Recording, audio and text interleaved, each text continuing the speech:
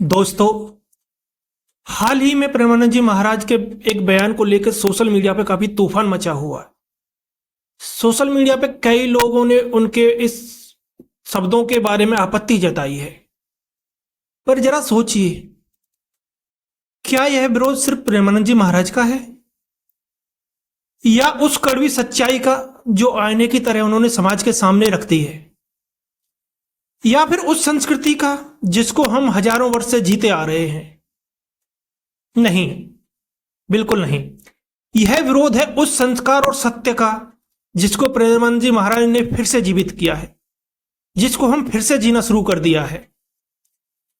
दोस्तों, आज मैं आप सबसे एक सीधा सवाल पूछता हूं, क्या हमारा जमीर इतना गिर चुका है कि हम प्रेमानंद जी महाराज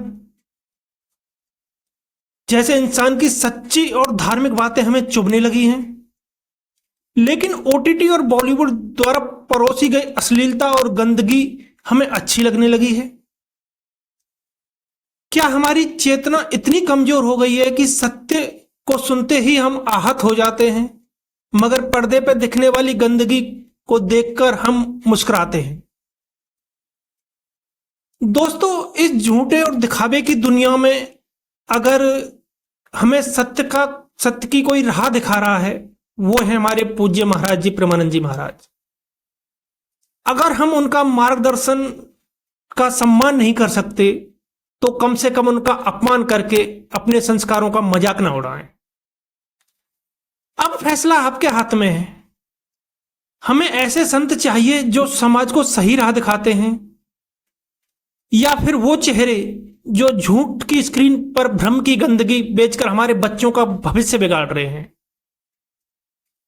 अब आप तय कीजिए, आप ऐसे संत का साथ देंगे जो हमारे बच्चों के भविष्य को उजागर कर रहे हैं, या ऐसे लोगों का साथ देंगे जिनको सत्य से तकलीफ है?